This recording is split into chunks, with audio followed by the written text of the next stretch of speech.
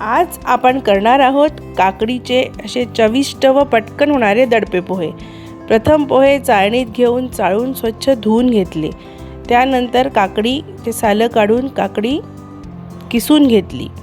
किसलेली काकडी झाल्यानंतर त्याच्यात 1 चमचा साखर घातली, म्हणजे ती साखर त्यात मुरेल।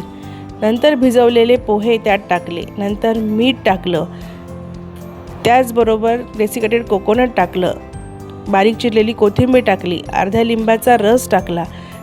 नंतर सगळं एकत्र करून चमच्याच्या साहाय्याने मिक्स करून घेतलं। आता करूया फोडणीची तयारी। पॅनमध्ये तेल टाकलं। तेल तापल्यावर त्यात मोहरी तडतडू दिली।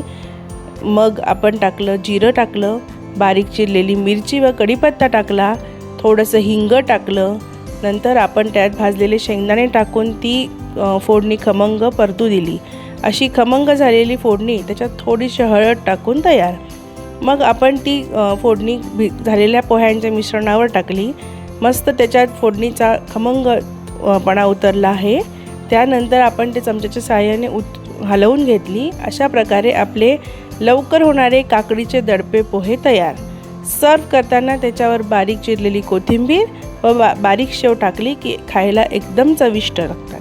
अशाच नवनवीन रेसिपींसाठी आमच्या चॅनलला लाईक, शेअर व सबस्क्राईब करा। थँक्यू।